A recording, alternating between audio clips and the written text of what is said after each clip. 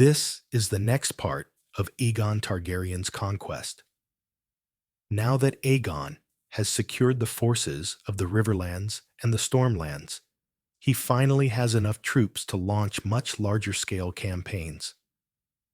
The enemies still standing certainly won't sit back and wait for the Targaryen army to arrive. So what moves will they make? And how will Aegon respond? Join us for the final chapter of the Conquest. 6. The moves of the remaining kings. When word of Argilac Durrandon's defeat reached the other kings of Westeros, they began to regard Aegon as a real threat and started making plans. In the Vale, House Arryn, under the Queen Regent Shara Arryn, brought the young King Ronald Arryn up to the Eyrie and gathered troops around the Bloody Gate. The Arryn fleet had been burned to the last ship at Gulltown, so the threat from House Arryn was not especially significant. Even so, Queen Shara still put forward a marriage proposal between herself and Aegon. Though in her youth, Shara Arryn had been called the Flower of the Vale, age had dulled her beauty. Besides, Aegon had no reason to ally with House Arryn when he already had the strength to attack the Vale outright. Aegon refused the offer, but he did not march on the Bloody Gate either. In the north, the king in the north, Torrhen Stark, began mustering the strength of the entire north to meet the invader. But the north is vast and sparsely populated, so gathering an army took time. Moreover, Aegon's main host was camped far from the Neck. Reaching it would also take time, and the Neck was considered impregnable. Back in the days of the Andals, they had attacked the Neck dozens, even hundreds of times, and failed every time. Aegon believed he could not yet, and did not need to, worry about the king in the north, so he turned his attention south and west. There, from Highgarden, King Mern Gardener led the full core of his strength to Golden Grove, the castle of House Rowan, where he met the army of King Loren Lannister.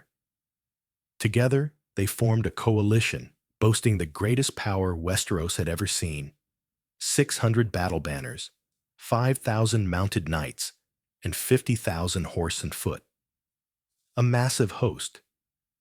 King Mern called it the Iron Fist of the West, and he went to war against the Targaryens with all his sons and grandsons at his side. The two kings did not remain long at Golden Grove, for their numbers were too great and the surrounding lands could not feed them. The host marched northeast, toward country thick with tall grasses and fields of ripe wheat. Hearing this, Aegon gathered his forces, mostly men of the Riverlands, and marched to meet the two kings. Aegon had only about 10,000 men, most of them infantry, and they were not wholly loyal, since all had only recently submitted to him. He was outnumbered 5-1, and his lack of cavalry made it worse. The chosen ground was ideal for mounted assaults. Nor could Aegon Targaryen employ the tactics Orys Baratheon had used in the last storm. The earth here was hard, unlike the softer ground of the Stormlands. The weather offered no help either. The sky held not a single black cloud. Though there was plenty of wind, there was no sign of rain. Taken together, everything suggested that Aegon would lose, that this reckless conquest would be smashed to pieces. But the kings of Highgarden and Casterly Rock had forgotten one thing. Aegon Targaryen had dragons. 7. The Field of Fire. According to the two kings' plan, they would lead half their host to strike at both flanks of Aegon's army. On this open ground, there were no natural barriers to protect Aegon's wings. The kings intended to hit both sides, then squeeze Aegon's force into the center, where their iron fist, their knights and cavalry, would crush the Targaryen host. Aegon, for his part, knew the disparity was enormous, but he had noticed that there would be no rain that day, and that the wheat and grass stood taller than a man, and more importantly, it was all dry. The Targaryen army waited until the war horn sounded and a forest of banners and spears appeared as the two kings advanced. Gardner and Lannister men pushed through the Targaryen arrows and overwhelmed Aegon's vanguard. In an instant, the Targaryen line broke and fled, and the two kings began to taste victory. That was when the Targaryen Air Force entered the battle. This was the first and only time all three of Aegon's dragons plunged into combat together, and it was the moment the Andal's nightmare truly began. Aegon and Balerion swept over the enemy ranks, cutting through storms of spears and flights of arrows, and from above, Balerion unleashed a colossal torrent of flame. Rhaenys and Visenya had Meraxes, and Vhagar breathed fire with the wind at their backs, straight into the enemy. The dry grasses and wheat caught at once. The wind drove the flames faster, and smoke began to billow. Gradually, the heat threw the king's host into chaos, and the thickening smoke blinded horse and man alike. Their ranks began to collapse. Aegon's men were safe because they stood upwind, and at the same time they loosed arrows into the enemy. Those who stumbled out of the smoke were finished by spearmen waiting to receive them. In later years, this battle would forever be known as the Field of Fire. 4,000 men burned alive. 1,000 more were slain by arrows and spears. 10,000 were horribly scorched. King Mern Gardner died with all his sons and grandsons. King Loren Lannister narrowly escaped death and realized it was over. The battle was lost.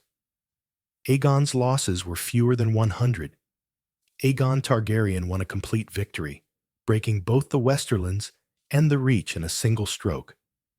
The next day, King Loren Lannister and all the survivors bent the knee and swore fealty to Aegon. Aegon named Loren Lannister the Lord Paramount of the Westerlands. With House Gardner extinguished, Aegon marched on Highgarden to claim the Reach.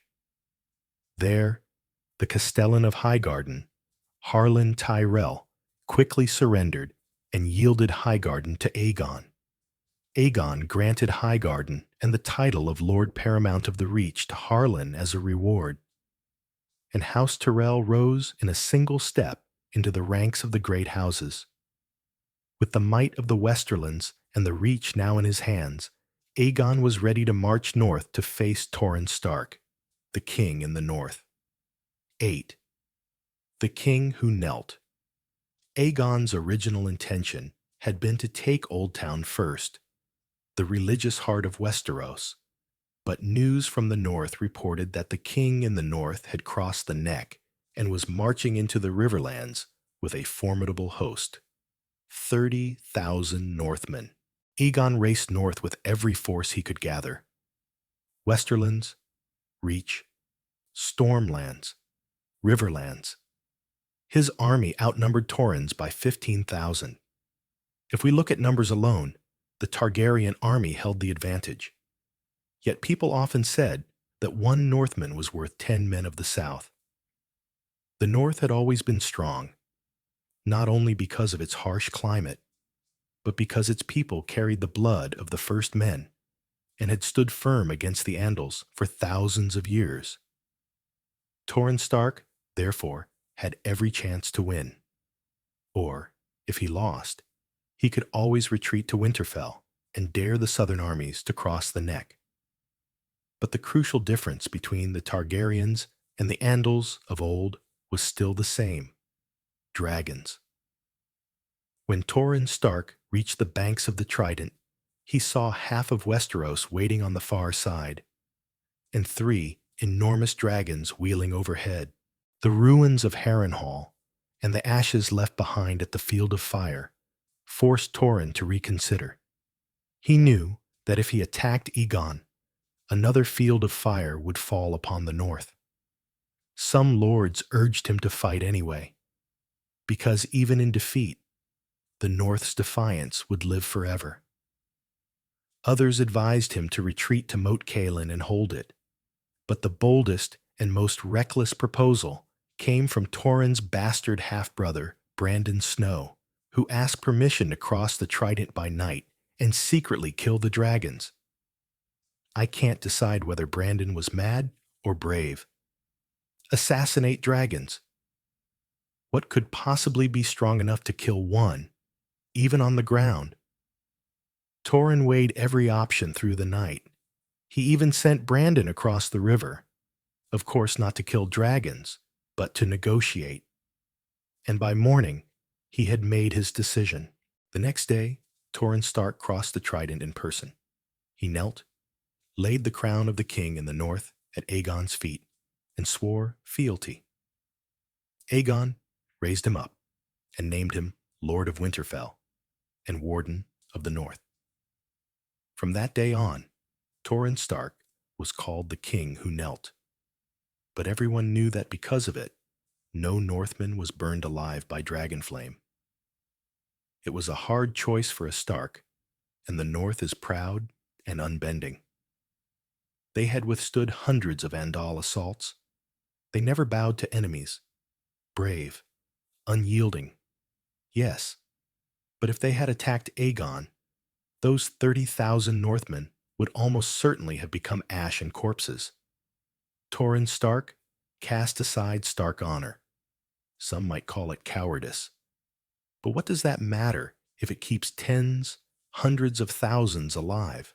The North might condemn Torrhen forever, yet deep down they knew. That day on the banks of the Trident, their king knelt, and a Northman chose to throw away his honor so that his people could live. 9. On to Old Town, the Vale, and Dorne. After securing the north, Aegon divided his forces into 3 to finish the remaining objectives. Aegon himself, with a relatively small host, returned south and marched on Old Town. Visenya moved on the Vale with enough strength to threaten the Bloody Gate. The rest of the army followed Rhaenys into Dorne. In the Vale, Shara Arryn had tripled the garrison at the Bloody Gate. The name came from the countless bloody battles fought there. No one had ever passed through it. It was a deadly choke point, sheer cliffs on both sides, and a solid fortress blocking the way, making passage all but impossible. But the problem was solved in a simple, very Targaryen way. If you can't pass through, just fly over. Problem solved. Dapvi vor. And that is exactly what happened. Visenya rode Vhagar straight to the summit of the Giant's Lance and landed in the Ares' inner yard. When Shara Arryn and the Ares guards rushed out, they found their child king playing with Visenya, insisting that he wanted to ride Vhagar. He really was a child. He asked his mother something innocent and hilariously sad. "Mother, may I fly with this lady?" The 2 queens looked at each other and smiled. And so the Vale was taken without a single drop of blood. Of course, the boy Ronald Arryn still got to fly with Visenya 3 times around the Giant's Lance afterward. Fly 3 circles, and then become Lord of the Eyrie and Warden of the East. Could be worse, right? For Rhaenys, things were far more difficult.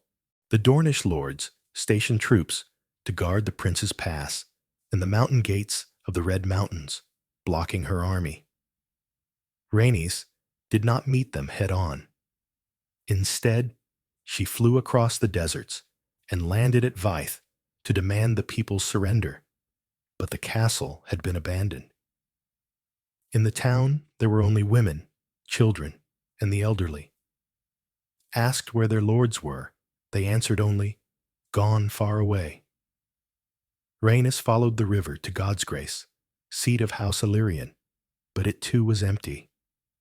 She then flew along the Greenblood to the sea and landed at Plankytown, where hundreds of fishing boats had been left behind. Only old women and children remained to watch Meraxes pass overhead. Losing patience, Rhaenys flew straight to Sunspear, stronghold of House Martell. There she found the Princess of Dorne waiting for her, Maria Martell, an old woman of more than 80. She was still strong, but blind, bald, and yellow-skinned. Argilac Durrandon had called her the Yellow Toad of Dorne. Yet age and illness did nothing to diminish Maria Martell's cunning and pride. Earlier, I spoke of northern pride. The North accepted surrender, but took no joy in it. The Dornish were prouder still. So proud, they scarcely bothered to acknowledge the Targaryen army and dragons at all. Remember that about half the Dornish carried Rhoynar blood, survivors of the Rhoynar people, whose empire along the Rhoyne had been destroyed by the Valyrian freehold, so they liked the Targaryens even less. The dialogue between Maria and Rhaenys made Dorne's resolve unmistakable. "I will not fight you," the Princess of Dorne said, "and neither will I yield to you. Dorne has no king. Go and tell your brother so." "I will," Rhaenys replied. "But we will return, Princess, and next time we shall come with fire and blood." "That is your words," Princess Maria said, "but ours are unbowed, unbent, unbroken. You may burn us, but you cannot make us kneel, or bow, or submit. This is Dorne. You are not welcome here. Go home." With no other choice, Rhaenys withdrew, and Dorne was not conquered. Back to Aegon. He came to Oldtown and received a warm welcome. Oldtown was ruled by House Hightower, one of the Reach's oldest and most powerful noble families, and it was also the center of the Faith of the Seven, the strongest religion in Westeros. The High Septon lived there, regarded as the voice of the Seven on earth, guiding millions of faithful across Westeros, except the North, which worshipped the old gods, and the Iron Islands, which worshipped the drowned god. The faith also had its warriors there, ready to raise swords in its defense, known as the Faith Militant, the warriors' sons, and the poor fellows, the swords and stars. When Aegon Targaryen and his allies approached Oldtown, they found the gates open and Lord Hightower waiting to accept their surrender. Earlier, when news of Aegon's landing in Westeros reached Oldtown, the High Septon had shut himself inside the Starry Sept for 7 days and 7 nights, seeking the gods' guidance. He ate nothing but bread and drank only water, spending long hours in prayer, moving from altar to altar. On the 7th day, the crone showed him the way. If Oldtown resisted Aegon, he foresaw that the city would surely burn, and that House Hightower, the Citadel, and the Starry Sept would be destroyed. Manfred Hightower, Lord of Oldtown, was a cautious and devout man. One of his sons served among the warriors' sons, and others were destined for the priesthood. When the High Septon told Lord Manfred what he had seen, Manfred decided not to oppose Aegon. And so no one had to die, even though House Hightower had sworn fealty to House Gardner. Lord Manfred rode out in person to greet Aegon Targaryen and swear allegiance. 3 days later, in the Starry Sept, the High Septon himself anointed Aegon with 7 oils and placed a crown upon his head. He proclaimed him Aegon Targaryen I, King of the Andals, the Rhoynar, and the First Men, Lord of the 7 Kingdoms, and Protector of the Realm. The Rhoynar and the 7 Kingdoms were included by custom, since in truth, Dorne would remain independent for nearly 200 more years. When Aegon had first been crowned by Queen Visenya at the mouth of the Blackwater Rush, Only a handful of lords had witnessed it. But now, in Old Town, hundreds of lords and 10,000 small folk cheered him through the streets as he rode Balerion overhead. For that reason, the official beginning of King Aegon's reign was revised. Instead of marking it from the day he first set foot in Westeros, it was dated from the day he was accepted as King of the Seven Kingdoms. Thus, 6 of the 7 kingdoms were united under one rule through the will of Aegon and his sisters, though we should add, also thanks to his 3 dragons, an unmatched air force. Many thought King Aegon would choose Old Town as his seat of power.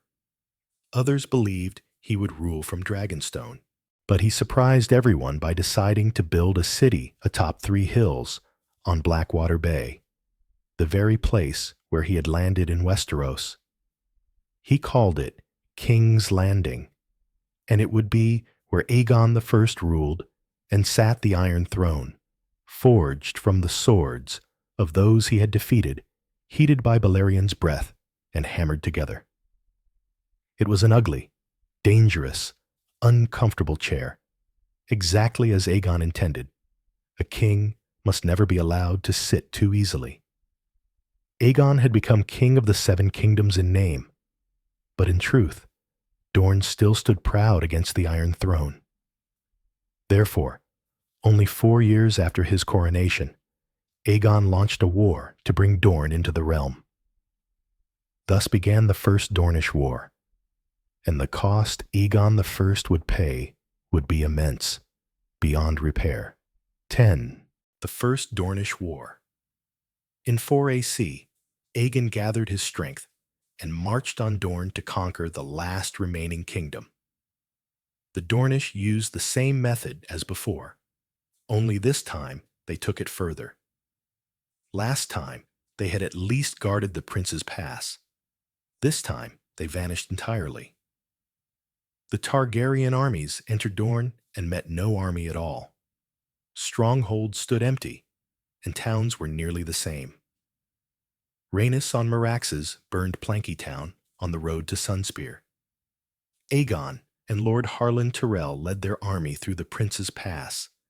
They repeatedly ran into small Dornish bands, but never a real battle. The Dornish fought with guerrilla tactics, legendary hit and run. Aegon's men could not endure Dorne's heat. Many died of sun and thirst while marching toward Hellholt, and when they arrived, there was nothing. No people, no food, no water. The host then advanced into the lands of House Uller, and again there was not a soul in sight. Afterward, Aegon did take House Ironwood's castle after a siege, but it was a bitter victory. The entire garrison had fled, leaving only children, women, and the elderly behind. House Fowler's Skyreach was abandoned. At Ghost Hill, House Tolan challenged Aegon to single combat to decide the war. Aegon swiftly defeated the challenger with Blackfire, and when he removed the man's helm, he realized it was an idiot jester belonging to Lord Tolan. While House Tolan and its army had departed ages ago. The irony was sharp. Aegon the Conqueror was being mocked like a fool. Lord Orys Baratheon attacked the Boneway, and here came the fiercest resistance. Wood, stones, arrows, and spears poured down from above onto Orys's men. Targaryen bodies piled up and even choked the exit, and Orys was captured by House Will. A bitter defeat for Aegon. Despite losses at the Boneway, the main Targaryen host remained intact. They pushed deep into Dorne with almost no opposition. Castles were empty, even Sunspear. Aegon entered Sunspear and was forced to declare the campaign a success. He left Lord Rosby to hold Sunspear and Lord Harlan Tyrell with an army to suppress uprisings. But the moment Aegon withdrew to King's Landing, the Dornish rose at once. Lord Tyrell and his entire army vanished in a sandstorm on the road from Hellholt to Vaith. Lord Rosby was killed at Sunspear, thrown from a window, and the one responsible was Maria Martell herself. The Targaryens then received an offer to ransom Orys Baratheon and his companions and knights. Aegon agreed, and Orys and his men were released in 7 AC. Their ransom paid in gold equal to each man's weight. It was a humiliation to Aegon I, and immediately afterward he sought revenge, this time with dragonfire. The Targaryen dragons burned several castles. The Dornish struck back by attacking Targaryen troops encamped in woods near Cape Wrath. The dragons attacked again. Then Lord Fowler assaulted Nightsong, and Sir Joffrey Dane threatened to strike at Oldtown. Starfall, Skyreach, and Hellholt were later burned by Rhaenys and Meraxes, and their tragedy struck. A bolt launched from a great war engine at Hellholt pierced Meraxes through the right eye and killed the dragon, and with it, its rider, Rhaenys Targaryen, the beloved queen. A brief word about the two Targaryen sisters. Visenya, the elder, was a warrior like Aegon. She preferred armor to velvet, carried the sword, Dark Sister, and wielded it expertly. An outstanding and brutal swordswoman, trained beside her brother since childhood. Though she too had Valyrian silver hair and violet eyes, they lacked sharpness. Her beauty was plainer. Even those who loved her thought Visenya cold, stern, unforgiving. Some even claimed she used poisons and practiced dark magic. Rhaenys, the youngest, was the complete opposite.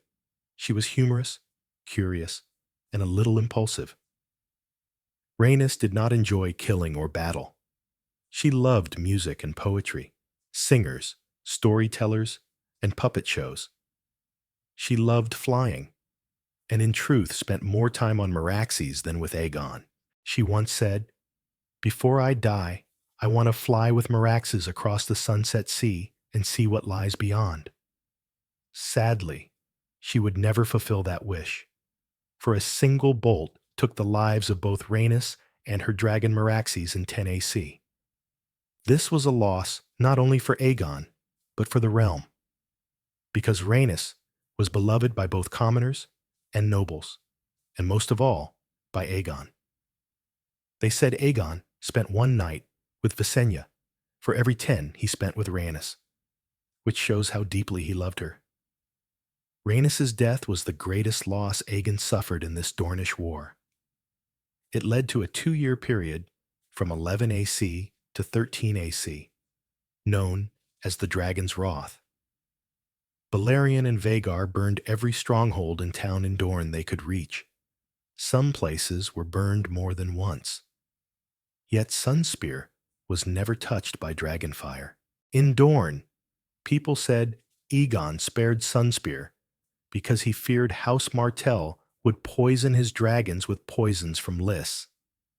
Aegon even spread rumors that he did not attack Sunspear because Maria Martell had sold Dorne in exchange for safety, hoping the Dornish lords would turn against House Martell. But again, Aegon failed. The Dornish lords remained loyal. They would sooner see their castles burned than aid Aegon, and they were still ready to answer Maria Martell's call when needed. Aegon and Visenya then posted bounties for the heads of Dornish lords, and the Dornish answered in kind. Aegon's bounties achieved nothing, yet the counter-bounties hit him hard. He was attacked in the streets of King's Landing, and only Visenya and Dark Sister saved him from harm. Afterward, Visenya selected 7 outstanding, loyal knights and founded the legendary Kingsguard. It seemed the conflict between Sunspear and the Iron Throne could never end, until, unexpectedly, in 13 AC, Maria Martell died. Her eldest son, Nymor Martell, became Prince of Dorne. Having seen enough war and suffering, Prince Nymor sent his daughter Daria Martell at the head of a peace delegation to King's Landing. They brought with them Meraxes' skull and a letter for Aegon. Daria told Aegon that Dorne would accept peace with the Iron Throne, but as two independent kingdoms. Aegon intended to refuse, yet after reading Prince Nymor's letter, he accepted and withdrew his forces from Dorne. No one knows what the letter contained, and Aegon never spoke of it. Some guess that Rhaenys was not truly dead and was being held hostage by Dorne. If Aegon wanted her alive, he had to pull out. That is only speculation, true or not. Whatever the truth, Aegon abandoned the invasion. Dorne remained independent and at peace with the Iron Throne until 157 AC, when Daeron I, the young dragon, launched the Second Dornish War. But I will write about that in a later part. Thus, the First Dornish War ended after 9 years, from 4 AC to 13 AC, and ended with no true victor. Both sides suffered grievous losses. In the 37-year reign of Aegon I, this war was arguably his greatest and most serious mistake. He paid for it with thousands of soldiers, a dragon, and above all, the one he loved most, Rhaenys Targaryen. So that is Aegon's Conquest, spanning roughly 15 years, ending with 6 of the 7 kingdoms subdued, and Aegon Targaryen beginning the age of dragon lords in Westeros. Even though he made a colossal mistake in the First Dornish War, the legacies Aegon left behind cannot be denied, especially the founding of King's Landing, the most thriving city in Westeros, and the creation of the Kingsguard, True Knights, and the Dream of Many. Not to mention, his governing policies were widely supported. Aegon Targaryen I later died in 37 AC at the place of his birth, Dragonstone, and the first upheavals began to crash down upon his sons, Aenys Targaryen and Maegor Targaryen.